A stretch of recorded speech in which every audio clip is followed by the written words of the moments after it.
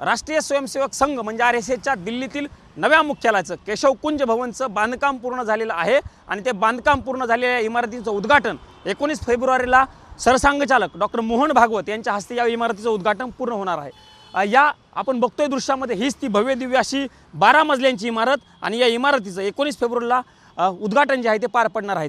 या इमारतीमध्ये 3 साधारणतः इमारती आहेत।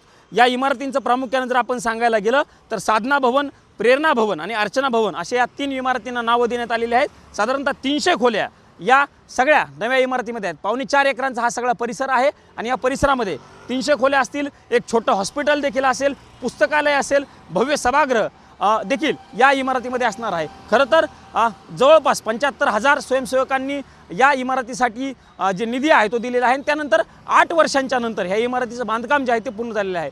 2016 साली सरसंघचालकांच्या हस्ते भूमिपूजन या सगळ्या परिसराचं झालेलं होतं केशवकुंजचं आणि त्यानंतर आता ही भव्य दिव्य इमारत जी आहे ती बांधून पूर्ण असल्याचं आपल्याला बघायला मिळतंय। ज्या सरसंघचालक असतील किंवा इतर संघाचे पदाधिकारी असतील त्यांच्या रेग्युलर बैठका याच इमारतीमध्ये पुढच्या काही काळामध्ये होणार आहेत। या नव्या इमारतीमध्ये प्रामुख्याने जर आपण सांगायचं झालं तर एक मोठा सभागृह देखील बांधण्यात आलेला आहे आणि त्या सभागृहाला विश्व हिंदू परिषदेचे डॉक्टर अशोक सिंगर यांचं नाव देण्यात आलेलं आहे। त्याच हॉलमध्ये संघाच्या बैठका ज्या आहेत रेग्युलर बैठका त्या पार पडणार आहेत।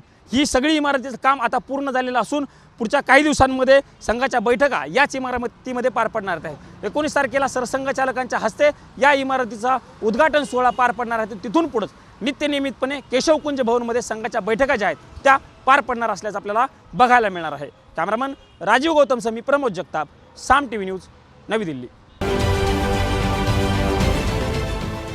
देश विदेशातील प्रत्येक घडामोडींचे लाईव्ह अपडेट मिळवण्यासाठी आता साम टीव्हीच्या सर्व सोशल मीडिया प्लॅटफॉर्मला लाईक, फॉलो आणि सबस्क्राईब करा।